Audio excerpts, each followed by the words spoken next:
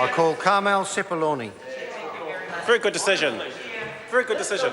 Minister the flexibility to flog off billions worth of state housing to the National Party friends and developers. But what this bill doesn't do, Mr Chair, is take seriously the housing issues that we're faced with in this country. This bill completely ignores and sweeps under the carpet the fact that we are facing a housing crisis as a country. Mr Chair, they are underplaying the housing crisis and acting like the flogging off of state houses is going to somehow address the issues that we have with housing in this country.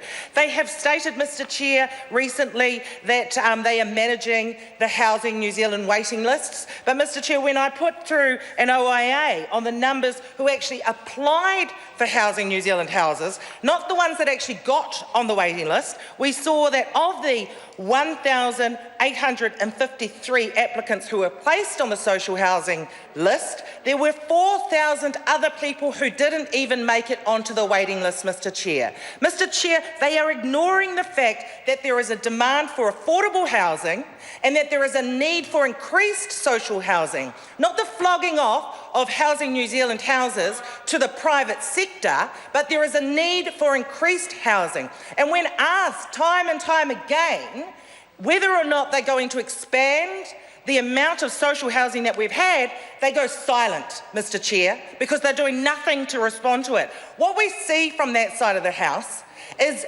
any way they can, they will privatise. Any way they can, they will find a way to flog off state housing. And I want to talk about one example, actually, Mr Chair, in my own electorate.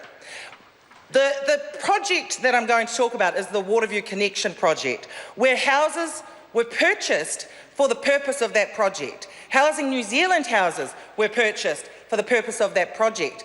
But when that project was undertaken, it was found that a number of the houses were no longer required. Now, you would think that if the government took seriously the demand in housing that we're facing in New Zealand, in Auckland, that actually they would think, OK, New Zealand Transport Authority, let's put those houses back to Housing New Zealand so we can somehow try and meet the demand for social housing that is out there in Auckland. But what did they do, Mr Chair? No, they didn't divest it back to the state.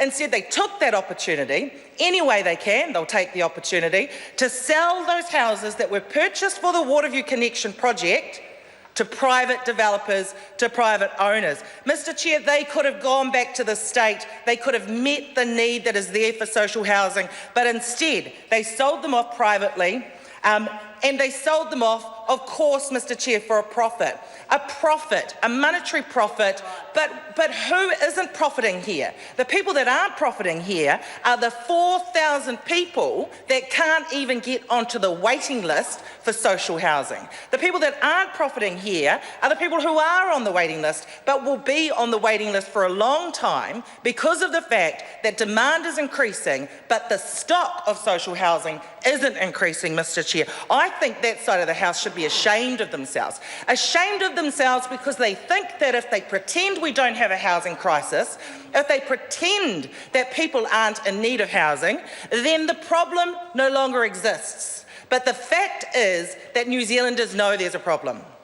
New Zealanders know that housing is unaffordable. New Zealanders know that they can't access warm, healthy homes. Their government's trying to say they're going to do something about it, but Mr Chair, they've done nothing about it, Mr Chair. Mr Chair, we are facing the biggest housing crisis as a country that we've ever faced. And here we have a government that ignores it and thinks the answer, the panacea, is selling off our Housing New Zealand houses, our state houses, to their private developer mates. Now, if New Zealanders aren't already aware of the fact that that's this government's agenda, I have no doubt that within the next few weeks or the next few months, that agenda will become very aware to all of the New Zealanders out there that are looking at this problem. Mr Chair, I just want to say that what we have here are a number of New Zealanders out there looking for houses, and that government's doing nothing to respond to the need that is there. We have the national government determined to sell billions of dollars of state houses by hook or by crook. Bill English said he doesn't care who they get sold to, he just wants them off the government's books. They initially said that they'd go to NGOs. NGOs don't even want a bar of this initiative because of the fact that they know it's not going to work. Ian Lees Galloway. Thank you.